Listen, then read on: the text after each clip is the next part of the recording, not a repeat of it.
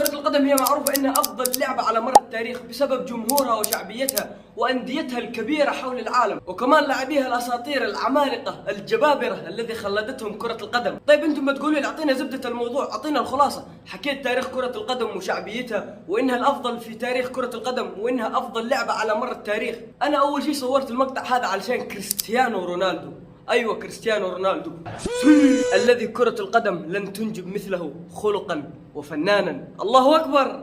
ما تكتب.